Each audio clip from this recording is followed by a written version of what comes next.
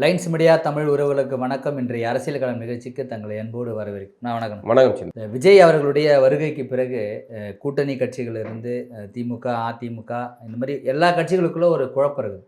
ஆனால் இதில் வந்து பிரத்யேகமாக விடுதலை சிறுத்தைகள் கட்சிகளை தலைவர்லேருந்து தொண்டர் வரைக்கும் குழப்ப நிலையில் தான் இருக்கிறதா பேசுகிறாங்க.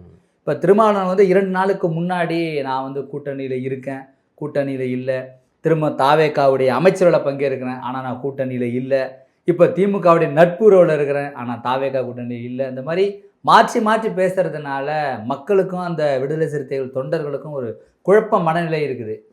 இதை நீங்கள் பார்த்துருப்பீங்கன்னு நினைக்கிறேன். இது தொடர்ந்து இப்படி பேசுறதுனால நீங்கள் எப்படி பார்க்குறீங்க அவருடைய பேச்சு? திருமாவர்கள் எப்போவுமே அந்த ராஜாவும் மிஞ்சிய ராஜ விசுவாசம் அப்படின்னு நம்ம திமுக ஆட்சியிலேருந்து சொல்லிக்கிட்டே இருக்கும். அதை மாதிரி அவருக்கு திமுகவை எப்பவும் விட்டு கொடுக்கறதுக்கு அவருக்கு மனசு வரல போல இருக்கு. அதுதான் இப்போ இந்த ஆனால் திமுக தொண்டர்கள் போட்டு அடிக்கிறாங்களே. ஆமாம், அது இவர் அடித்தாலுமே நம்ம திமுகவை விமர்சித்தாலுமே பிரச்சனை எங்கே வருது? திமுகவை நம்ம கடுமையாக விமர்சித்தா இவர்கள் சிறுத்தைகள் குறுக்க விழுந்து திமுகவை பாதுகாத்துக்கிட்டு இருந்தாங்க முன்னாடி. ஆமாம், முன்னாடி. அப்போ நம்ம விமர்சித்தோம், அதனால் சர்ச்சையாச்சுன்னு வைங்களேன். இப்போவும் தொண்டர்கள் எல்லாம் இதாகிட்டாங்க. அப்பாடா விடுதலை, இனிமேல் திமுக போட்டு அடிக்கலாம் அப்படின்னு திமுகவுடைய பண்ணையார் தனம், சாதி வெறி, அது இதுன்னு எல்லாத்தையும் எடுத்து போட்டு அடிக்கிறாங்கன்னு வைங்களேன். நம்ம ஓகே நல்லா நடக்குது அப்படின்னு பார்க்குறோம். சரியானது தான். இதை நீங்கள் முன்னாடி செஞ்சுருக்கணும், நீங்கள் செய்யலை. ஏன்னா கூட்டணி நிர்பந்தத்தில் இருந்தீங்க. இப்போ திருமாவளவன் அவர்கள்ட்ட இன்னும் அதே விசுவாசம் இருக்குது. அதனால தான் கூட்டணி மாறியாச்சு. நீங்கள் தாவேகா கூட ஆட்சியில் பங்கு வகிச்சிட்டீங்க. ஆட்சியில் பங்கு வகிப்பது என்பது அந்த ஆட்சியுடைய இதில் பங்குதாரர் நீங்களும் ஒருத்தர். ஆட்சியில் ஆட்சியில் நடக்கிற நல்லது கெட்டது எல்லாத்துலேயும் உங்களுக்கும் பங்கு உண்டு. இந்த கஞ்சா கருப்பு சொல்லுவாப்புல, இனிமேல் நடக்க போகிற நல்லது கெட்டது எல்லாத்துலேயும் உங்களுக்கு பங்கு உண்டு மாதிரி விஜயோடைய ஆட்சி சிறப்பாக நடந்தால் அதில் திருமாவுக்கும் பங்கு இருக்குது, மோசமாக நடந்தால் அதில் திருமாவுக்கும் பங்கு இருக்குது. ஏன்னா நீங்கள் ஆட்சியில் பங்கு வாங்கிட்டீங்க, அமைச்சரவையில் உட்காந்துட்டீங்க. அப்போ அதுக்கப்புறமும் கூட்டணி இல்லை பூ புய்ப்பாங்கிற மாதிரி எதுக்கு உருட்டணும்? கூட்டணி மாறியாச்சு. இனிமேல் தாவைக்க தலைமையில் ஒரு அணி உருவாக போகுது. அந்த அணியில் விசிக கம்யூனிஸ்டுகள்னு ஒரு அணி ஃபார்ம் ஆக போகிறாங்க. அதை விட்டுட்டு ஏன் திமுக மீது இன்னும் பயம்? திருமாவுக்கு திமுக மீது பயம் இருப்பதை தான் இந்த மாதிரியான அந்த எஸ்ஜே சூர்யா சொல்வார், இருக்குது ஆனால் இல்லை, இருக்குது ஆனால் இல்லைங்கிற மாதிரி. எதுக்கு? கூட்டணி உடஞ்சி போச்சு, அவ்வளோதான். இப்போ இந்தியா கூட்டணியில் தாவைக்கா போக போகுது. இதான் நடக்க போகுது. நாடாளுமன்ற தேர்தல் தான் இப்போ சொல்லியிருக்கீங்க. இந்தியா கூட்டணியில் தாவேக்கா போக போகுதுன்னு தான் சொல்லியிருக்கீங்க. ஏன்னா இப்போ கூட்டணியில் இல்லை, அதிகாரப்பூர்வமாக இல்லை. இப்போ திருமாவளவன் என்ன சொல்கிறாரு, தேர்தலுக்கு முன்னாடி நாங்கள் ஒரு கூட்டணி அமைச்சோம், அந்த கூட்டணி நாங்கள் இருந்தோம். இப்போதைக்கு தாவேக்கா அதிகாரப்பூர்வமாக இன்னும் கூட்டணி அமைக்கலை, அவ்வளோதான். நாங்கள் இப்போ திமுக கூட்டணி இல்லைன்னு நாங்கள் சொல்லலை. அது ஸ்டாலின் அவர்கள் உறுதிப்படுத்தும் விதமாக பனையூர் பாபு இணைச்சதன் மூலமா அவர் சொல்ல வர்றாரு, விசிகா திமுகவுடன் கூட்டணியில் இல்லை அப்படின்னு அவர் தான் சொன்னாருன்னு சொல்றாரு. இப்ப நாங்க நட்புறவுல இருக்கிறோம் அப்படின்னு சொல்லிட்டாரு. நட்பா இருக்கிறது வேறங்க, கூட்டணி சொல்றாரு. இப்ப தாவேகானும் அதிகாரப்பூர்வமா கூட்டணி உருவாக்கலையே, கூட்டணி அதாவது அபிஷியலா கூட்டணிங்கிற வார்த்தை இது ஆகல. அதுதான் அவர் சொல்றாரு. ஆனால் நீங்க கூட்டணியில அலைன்ஸ்ல வந்துட்டீங்க. இப்ப நீங்க நினைச்சுக்கிறோம், இப்ப இதுதானே யதார்த்தம். இதை நீங்க அறிவிக்க பேர் வைக்கல, குழந்தை பிறந்துட்டு அவ்வளவுதானே, பேர் தான் வைக்கல. அதை ஏற்றுக்கிட்டு போக வேண்டியதானே. அதை சொல்லிட்டு இதில் எதுக்கு பூசி மொழிகிட்டு நாங்கள் இன்னும் திமுக கூட்டணியில் இருக்கிற மாதிரியே எதுக்கு ஒரு தோற்றப்பிள்ளையை உருவாக்கணுங்கிறேன். இனிமே காங்கிரஸ் இந்திய அணி கூட்டணியில் தாவேக்கா சேரப்போகுது. தமிழ்நாட்டில் அது கூட்டணியில் சேர்ந்தாச்சு, ஆட்சியில் பங்கு வச்சு. நாங்கள் கூட்டணியில் இல்லை அப்படின்னா கம்யூனிஸ்டுகள் மாதிரி கெத்தா நாங்கள் ஆட்சியில் பங்கு பெறவில்லை, இந்த ஆட்சி நடக்கணும் அப்படிங்கிறதுக்காக சங்கிகளுடைய இது இங்கே வரக்கூடாதுங்கிறதுக்காக நாங்கள் தாவேகாவை ஆதரிக்கிறோம்னு கம்யூனிஸ்ட்கள் சொல்கிறாங்கல்ல, அதே மாதிரி நின்றுக்கணும் ஆதரவு நிலையோடு. அப்படி இருந்தால் நீங்கள் சொல்கிறதுக்கு நாங்கள் கூட்டணியில் சேரலை, இதை ஒரு ஆட்சி நடக்கட்டும் அப்படிங்கிறதுக்காக நாங்கள் இருக்கோம் அப்படின்னு சொல்லிக்கலாம். நீங்கள் ஆட்சியில் பங்கு வகிச்சு ஆட்சியில் உங்கள் அமைச்சராக உங்கள் ஆளும் உட்கார்ந்து அப்புறமும் கூட்டணியில் இல்லைன்னு இது ஒரு வகையில் திமுகவை கண்டு திரும்ப ஏதோ ஒரு வகையில் அச்சப்படுகிறார் அப்படிங்கிறத தான் நமக்கு காட்டுது. இதனை தொடர்ந்து இந்த மாதிரியான திருமாவளவனுடைய எதிர்மறையான கருத்துக்களை தொடர்ந்து வைகோ அவர்கள் இந்த மாதிரியான கருத்து சொல்கிற திருமாவளவனை நீங்கள் நோபல் பரிசோனா கொடுங்க அப்படின்னு சொல்லி விமர்சனம் பண்ணியிருக்காரு. அதாவது பருத்திவீரனில் சொல்லுவாப்புல, சித்தப்பு யாரெல்லாம் புத்தி சொல்கிறாங்க பத்தியா கேட்டியா அப்படிங்கிற மாதிரி. அது மாதிரி வைகோவுக்கு என்ன இதுன்னா, இவர்களும் நம்மளை மாதிரி 2 சீட்டில் தானே ஜெயிச்சாங்க, ஆனால் ஆட்சியில் பங்கு வகிச்சிட்டாங்க அப்படிங்கிற கடுப்பு அதுதான் வைகோட்டை இருக்கிறது. ஆனாலும் இதுதான் இந்த மாதிரி தான் பல தடவை சொல்லிட்டாங்க. ஏற்கனவே விசிகாவுடைய இதை பத்தி வைகோ ஒரு முறை பேசினாரு. ஆமா, கிளைகளே இல்லாத கட்சிக்கு 8 சீட்டு அப்படின்னு சொன்னது. அதெல்லாம் வந்து நியாயமே கிடையாது. நியாயப்படி திமுக அணியில நான் திரும்ப திரும்ப சொல்றேன், நான் விசிகாவை கடுமையாக விமர்சிக்கிறேன், ஆனாலும் சொல்றேன், திமுக அணியில பெரும்பான்மையாக வாக்கு வங்கிகளை கொண்ட கட்சியாக இருந்தது விசிகா தான், காங்கிரஸை விட. ஆமா, காங்கிரஸ் ஒண்ணுமே கிடையாது, அது சுமை கழுதை பொதி மூட்டை. ஒண்ணு இல்லைன்றீங்க, நம்ம ஒண்ணு சேர்ந்த நேரம் 50 எம்எல்ஏ இருக்கலாம்னு வருத்தப்படுறாங்க நீங்க காங்கிரஸ். அது வந்து காங்கிரஸ் விஜய் கொடுத்த ஆஃபர், அந்த சமயத்துல செல்வ பெருந்தகை கூட்டையை குழப்பி அதை முடிச்சு விட்டாப்புல. இல்லைன்னா அது நடந்திருக்கும். அது ஒரு வகையில தமிழ்நாட்டில் நடக்காம போனது ஒரு வகையில மகிழ்ச்சி தான். இல்லைன்னா இந்த 5 பேருக்கு இப்போ அந்த காங்கிரஸோட ஆதரவு இந்த ஆட்சி நடக்குது அப்படிங்கிற ஒரு சூழல் இருக்குங்கிறது ஒரு நிர்பந்தம். ஆனா தமிழ்நாட்டில் தேசிய கட்சி ஒண்ணு வந்து மீண்டும் உயிர்த்து எழுகிறது அப்படிங்கிறது நல்லது கிடையாது. காங்கிரஸே இப்போ காங்கிரஸுக்கு பதிலாக வேற ஒரு ஆதரவு நிலை இருக்கு, தாராளமாக வந்து காங்கிரஸ் ஆதரவை வாங்காம விஜய் ஆட்சி நடத்திருக்கணும். அதுதான் நம்ம ஆரம்பத்தில் சொன்னோம். இதுக்கு இத்தனை கட்சிகளோட சேர்க்கறதுக்கு பதிலாக அதிமுகவுடைய பழனிசாமி ஆதரவு கொடுத்துருந்தா இதோட முடிஞ்சு போயிருக்கும். பழனிசாமியும் கட்சியை பாதுகாத்துருக்கலாம். இப்போ அதிமுகங்கிற கட்சியே சோழி முடிஞ்சு போச்சு, கட்சியே இல்லை, அவ்வளோதான், முடிஞ்சு போச்சு. நீ கட்சி தேர்றாரு, கட்சி அவ்வளோதான். இனிமேல் கட்சி எல்லாத்தும் கிளம்பி மொத்த பேரும் பனையூருக்கு போய் அந்த காற்றை நீங்கள் சொன்ன இதை வந்து ஒருத்தர் சொன்ன இருந்தாரு, அதை ரொம்ப அழகா சொன்னார் அப்படின்னு. எல்லாரும் தினசரி காலில் போய் பனையூர் காற்றை வந்து அப்படின்ட்டு ஒரு நண்பர் வந்து போன் பண்ணி சொன்னாப்புல, அவரு சின்ன வந்து ரொம்ப அழகா அதை சொன்னார் அப்படின்ட்டு. இவர் திருமாவளவன் இப்படி மாற்றி பேசியதா நம்ம சொன்னாலும் கட்சிக்குள்ள இருக்கக்கூடிய நிறைய நிர்வாகிகள் வந்து ஒரு விஷயத்துக்கு நிறைய விதவிதமான கருத்துக்களை சொல்றாங்க. இப்போ ஆதி திராவிட நலத்துறை அப்படின்றது வந்து சமூக நீதித்துறையா தாவேக அரசு மாற்றிருக்காங்க, அதிகாரப்பூர்வமாக மாற்றிருக்காங்க. இதுக்கு வந்து வன்னியரசு அவர்கள் வந்து விஜய் மாற்றிருக்கிறது நல்லதான்னு அவர் சொல்கிறாரு. ஆனால் அந்த கட்சியினுடைய துணை பொதுச் செயலாளர்கள் 2 பேர் கௌதம சன்னாவும் மற்றும் ரவிக்குமார் அவர்கள் வந்து இல்லை, இது சரியான போக்கு இல்லை, மாற்றம் என்றதை கூறதுனால இது வேறு விதமான போக்காக இருக்குது, இதனுடைய அந்த ஆதி திராவிட நலத்துறைக்கான அந்த தன்மை வந்து நீர்த்து போகிறதுக்கான ஒரு செயலாக இருக்குன்னு சொல்கிறாங்க.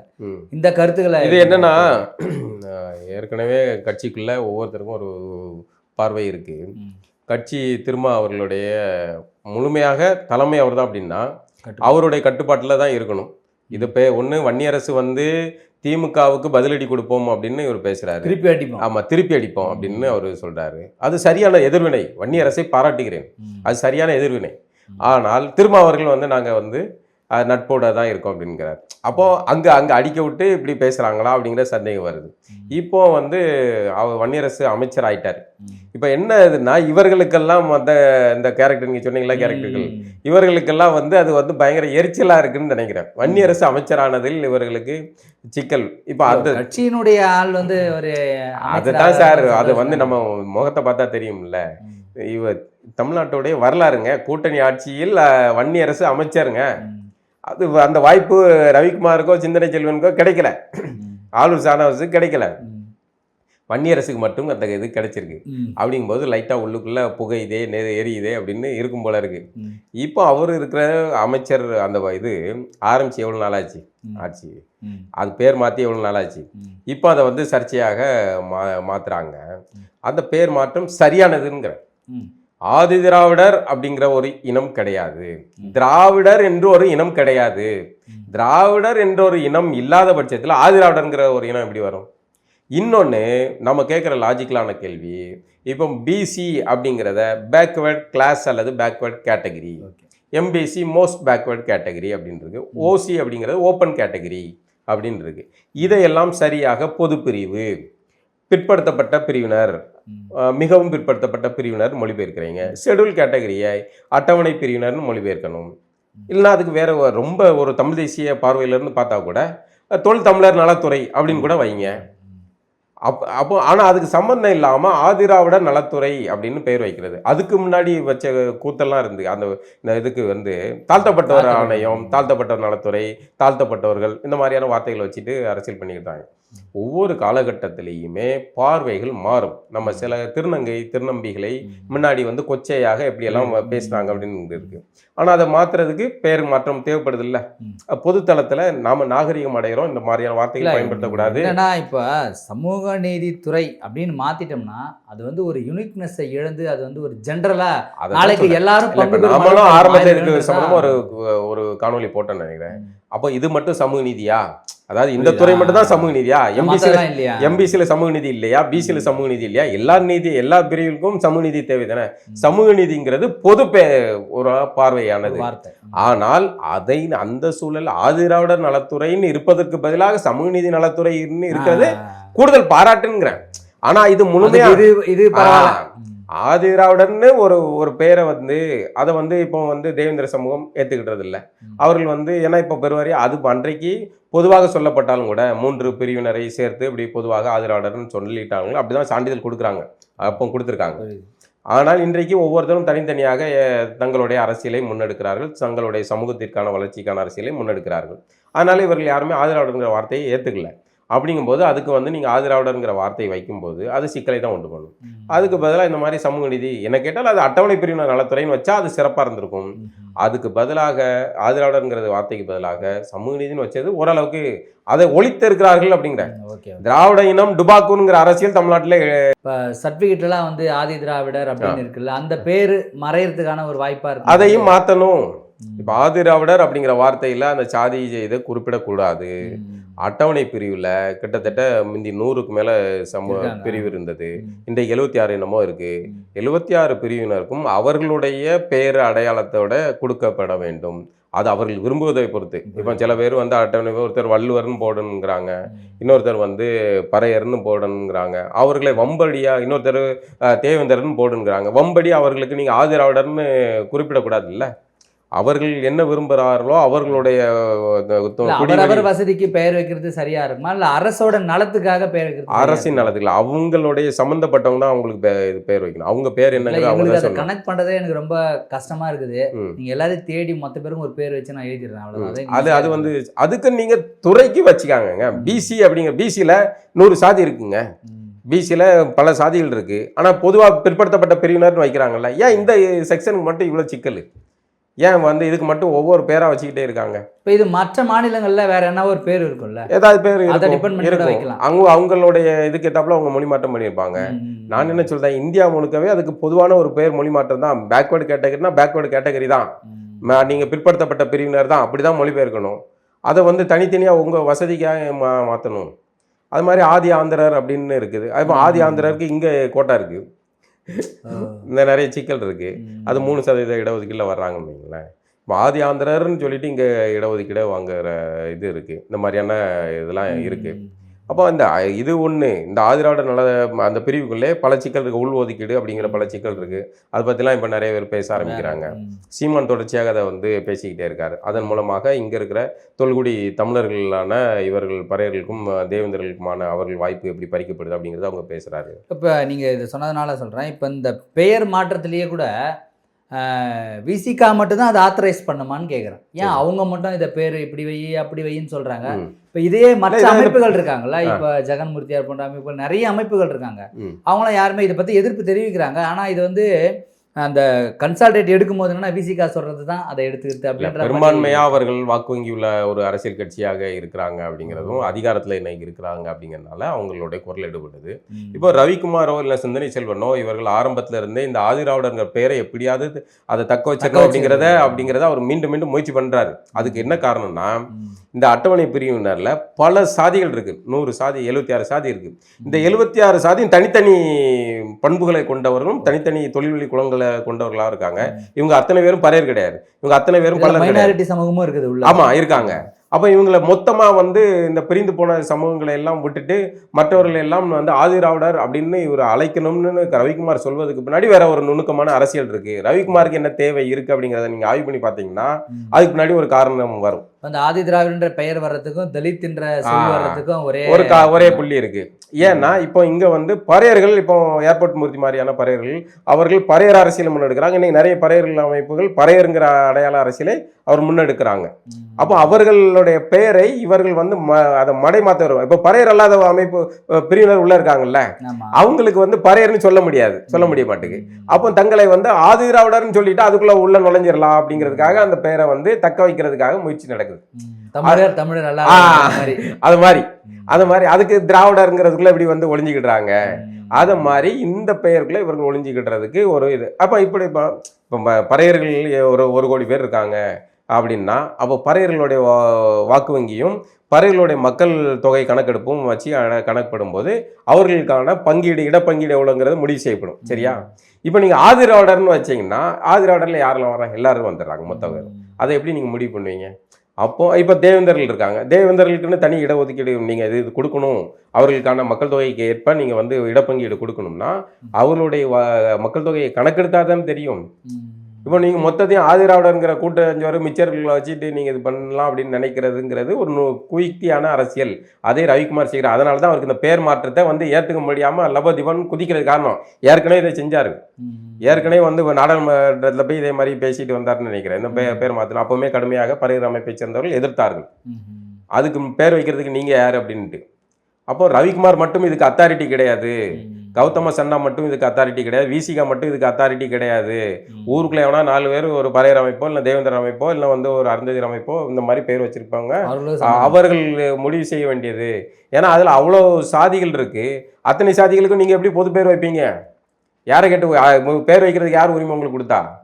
அப்போ ஆதிராவிட நலத்துறை அப்படிங்கிறது அன்றைய சூழலுக்கு ஒரு அரசியல் இருந்தது. திராவிட அரசியல் அன்றைக்கு எழுச்சி அடைந்தது.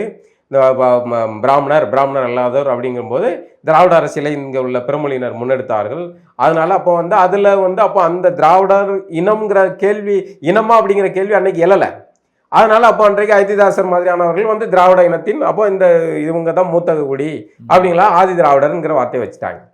அதோடைய இது வந்து இன்னைக்கு வந்து அரசியல் ரீதியாக மாறுது. இன்னைக்கு தமிழ்நாட்டில் திராவிடம் அப்படிங்கிற அரசியல் செல்லாகாசு ஆகிப்போச்சு. திராவிட இனம் டுபாக்கூர்னு ஆகிப்போச்சு. திராவிட மொழின்னு ஒன்று கிடையாது அப்படின்லாம் மாறிடுச்சு. எல்லா இடத்துலையுமே வந்து தமிழர்கள் தமிழ் அப்படின்னு தான் இருக்குது. அப்படிங்கும்போது திராவிடம் செல்லாகாசு ஆகும்போது அப்போது இதுக்கு நீங்கள் ஆதி திராவிடர்னு வைக்கிறதுக்கு பதிலாக ஆதி தமிழர்னு வைக்கலாம். அது கூட லாஜிக் கிடையாது. இவர்கள் ஆதி தமிழர்லாம் மற்றவெல்லாம் பாதி தமிழரா அப்படிங்கிற கேள்வி வருது.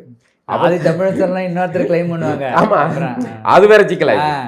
ஆதி தமிழர்னா ஆதி தமிழர்களுக்கு பதிலாக வேற ஒருத்தங்க வச்சுக்கிட்டு இருக்காங்க, தமிழர் எல்லாரும் வச்சுக்கிட்டு இருக்காங்க. அப்படிங்கும்போது இந்த இதெல்லாம் வேணாம். எதுக்கு பிசியில் இந்த குழப்பம் வருதா சார்?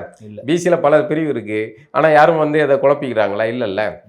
பிசிஏ பேக்வேர்டு கேட்டகரியா பிற்படுத்தப்பட்ட பிரிவினருங்க ஒரு மொழிபெயர்த்த மாதிரி ஷெட்யூல் கேட்டகரியா அட்டவணை பிரிவினர் மொழிபெயர்த்துங்க, முடிஞ்சு போச்சு. அட்டவணை பிரிவினர் நலத்துறைன்னு வச்சிருங்க. இப்போ சமூகநீதி நலத்துறைங்கிறது ஆதிராவிட நலத்துறை ஒழிக்கப்பட்டதுல வரையில் மகிழ்ச்சி. ஆனால் அது பிசிக்கும் பொருந்தும்ல, சமூகநீதி எம்பிசிக்கும் பொருந்தும்ல.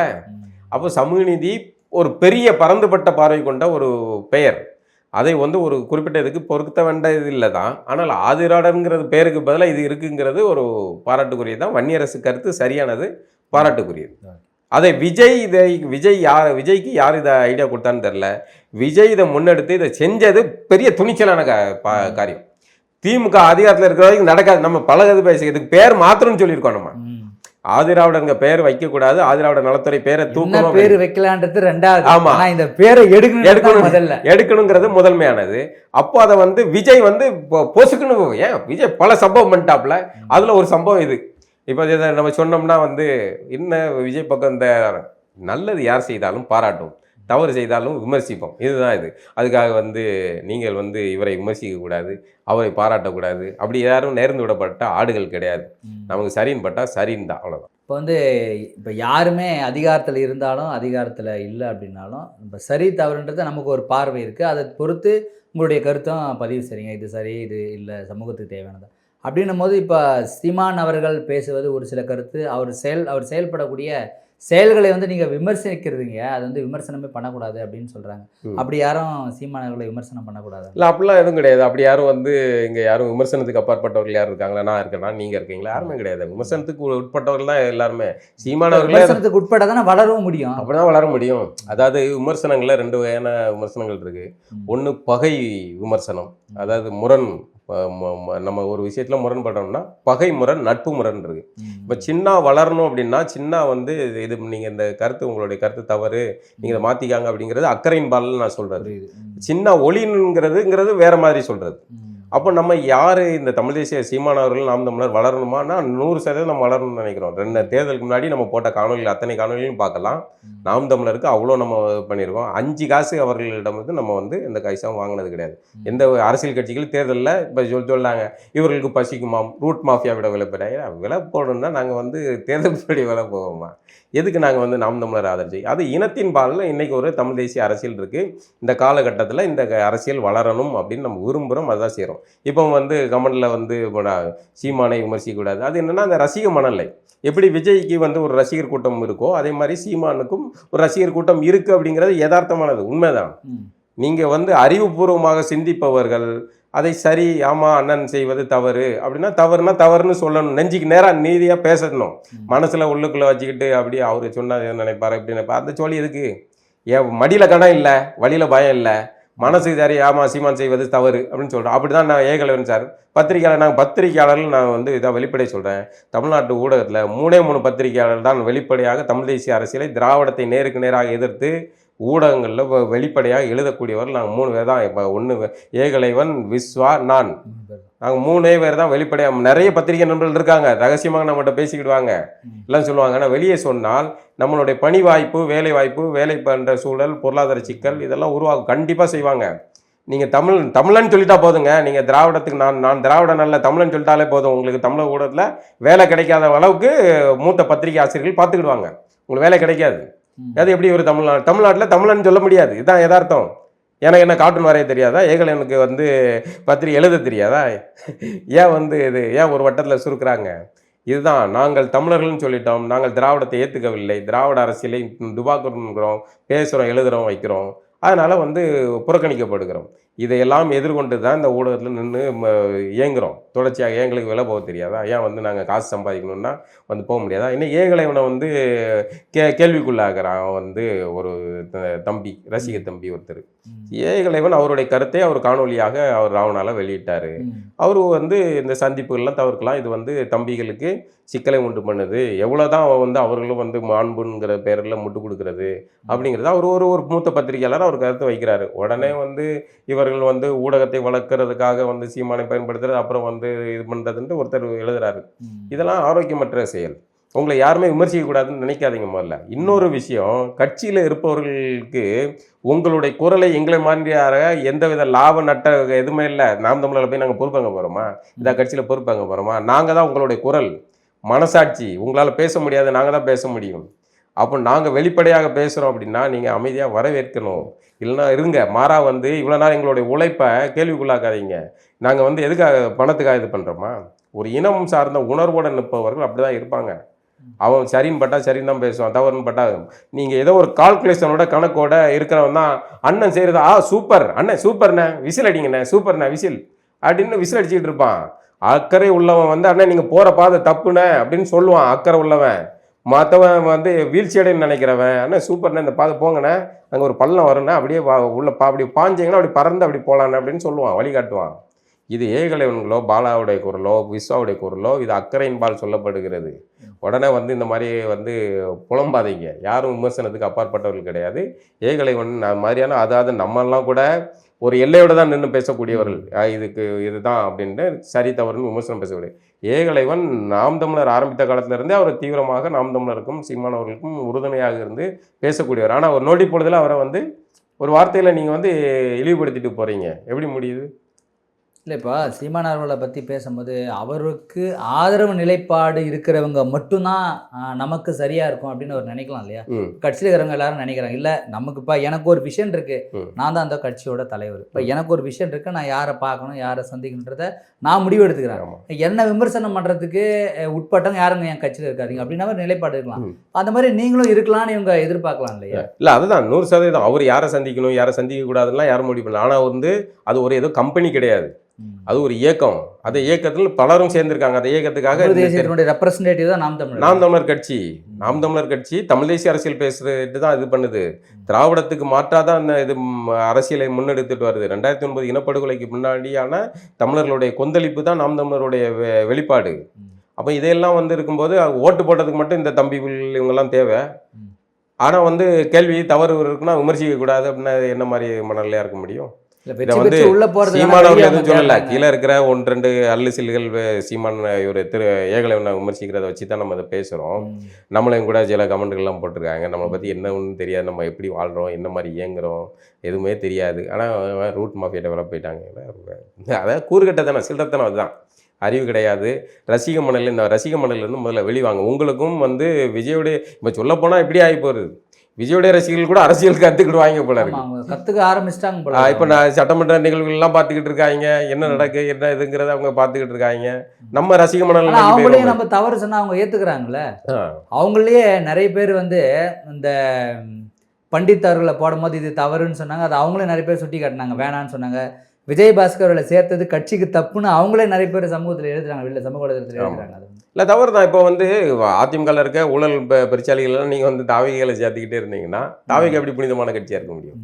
அப்போ அதை விமர்சிக்கத்தான் செய்வாங்க. இதை பொதுவாக பார்க்கக்கூடியவங்க விமர்சனம் வைக்கத்தான் செய்வாங்க. அதுவும் இல்லாமல் அக்கறை உள்ளவர்கள் நல்லதை சொல்லத்தான் செய்வாங்க. உங்களுக்கு கஷ்டமாக இருந்தால் அதை சொல்லக்கூடாதுன்னு எதிர்பார்க்காதீங்க. உடனே ஒரு முத்திரை குத்தி அதை வந்து இவங்க வந்து திராவிடத்துக்கிட்ட வெளியே போயிட்டாங்க. முடிஞ்சால் வந்து பாலா வந்து தெலுங்கராக இருப்பார். தெலுங்கரெலாம் சந்தேகப்படாதீங்க, பாலா மராட்டியர் வேணா போய் இப்போ தேடி கண்டுபிடிச்சிக்காங்க. இந்த மாதிரி பச்சை தமிழர்கள்லாம் தேடி பிடிச்சிட்டு உடனே வந்து உங்களுக்கு மாற்று கருத்து வச்சா உடனே வந்து தெலுங்கர் அப்படின்னு ஒரு பிராண்ட் வைக்கிறேன். தெலுங்கராக இருக்கட்டும், அது மகிழ்ச்சி. ஆனால் அதுக்காக மாற்றுக்கருத்து வைக்கிறவங்கலாம் வந்து அவர் வந்து திராவிட ஆள், திராவிட திட்டவேலை போயிட்டார். இப்போ வந்து விஜய் வந்துட்டாங்க, ரூட் மாஃபியா வந்து பெண் டீம் போயிட்டுல, அதனால் ரூட் மாஃபியா. அவர்கள் பணம் எல்லா இடங்கள்லையுமே இந்த மாதிரியான ஊடக மாஃபியாக்கள் இருக்கிறாங்க. அதுக்கு பல கோடிகள் இறைக்கப்படுது. அப்படி பண்ணி தான் வந்து திமுக இந்த வீழ்ச்சியை சந்திச்சது. எவனுமே நமக்கான ஜனநாயக சக்திகள் யாருமே இல்லாமல் எல்லா பேரும் ஆமாசாமி போட்டான். கடைசியில் ஆமா ஆனால் ஸ்டாலின் எழுதவே இல்லை, கடைசியில் வந்து ஸ்டாலினை கூட்டு போய் சேகர் பாபு டான்ஸ், அந்த துணை நடிகைகள் டான்ஸில் ஆட வச்சு பார்க்க வச்சு மாதம் மும்மாதிரி பொழிகிறது பண்ணால் பாருங்கள் மக்கள் எவ்வளோ மகிழ்ச்சியாக இருக்கண்டாங்க. நான் கடைசியில் குளத்தூரில் டெபாசிட்டு சோழி முடிஞ்சு போச்சு. கடைசியில் அப்பாவை காணுன்னு விஜய் கிண்டல் பண்ணுற நிலைமைக்கு ஆகிப்போச்சு. இது தேவையா? உண்மையை உரைச்சி சொல்கிறதுக்கு ஆள்கள் வேணும். இடிப்பார் இல்லா மன்னன்கிற அந்த வள்ளுவ முப்பாட்டன் சொன்ன இதுதான். இடித்து சொல்கிறதுக்கு ஆள் இல்லைன்னா அது வந்து கெடுதலும் கெடுதாக தான் போய் முடியும். மீண்டும் ஒரு நிகழ்வு சந்திப்போம்மா. நன்றி. நன்றி.